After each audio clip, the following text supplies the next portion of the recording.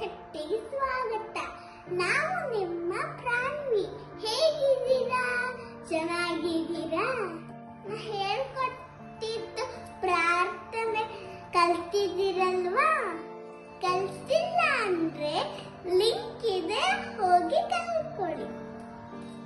ಇವತ್ತು ನಾವು ಮೊದಲನೇ ಶ್ಲೋಕ ನೋಡೋಣ.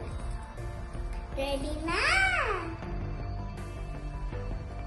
ಓಂ ಶ್ರೀ ಪರಮಾತ್ಮನೇ ನಮಃ. ಶ್ರೀಮದ್ ಭಗವದ್ಗೀತಾ ಅಥ ಪ್ರಥಮೋಧ್ಯಾಯಃ. ಧೃತರಾಷ್ಟ್ರ ಉವಾಚ ಧರ್ಮಕ್ಷೇತ್ರ ಕುರುಕ್ಷೇತ್ರ ಸಮವೇತಾಯುತ್ಸವಃ. ಮಾಮಕ ಪಾಂಡವಾಶ್ಚೈವ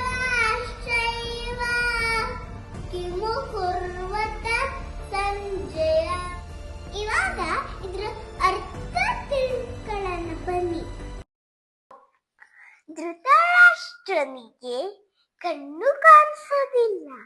ಅದಕ್ಕೆ ಸಂಜಯನ ಕರೆದು ಹೇಳಿದ, ಕುರುಕ್ಷೇತ್ರದಲ್ಲಿ ನಮ್ಮ ಮಕ್ಕಳು ಕೌರವರು ಪಾಂಡವರ ಜೊತೆ ಯುದ್ಧ ಮಾಡ್ತಿದಾರಲ್ಲ, ಅಲ್ಲೇನಾಗ್ತಿದೆ ಅಂತ ಹೇಳ್ತೀಯಾ? ಇವಾಗ ನೀನು ನಮ್ಮ ಜೊತೆಗೆ ಹೇಳಿ.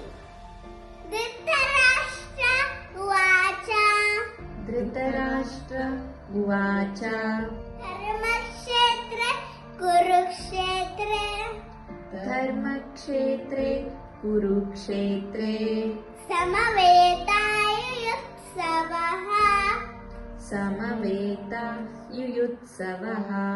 ಮಾಮಕ ಪಾಂಡವಾಶ್ಚೈವ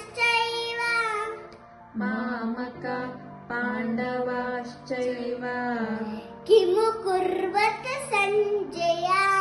ಕಿಮು ಕುರ್ವತ ಸಂಜಯ. ಈ ವಿಡಿಯೋ ನಿಮ್ಗೆ ಇಷ್ಟ ಆದ್ರೆ ಲೈಕ್ ಮಾಡಿ, ಶೇರ್ ಮಾಡಿ, ಸಬ್ಸ್ಕ್ರೈಬ್ ಮಾಡಿ. ಬಾಯ್.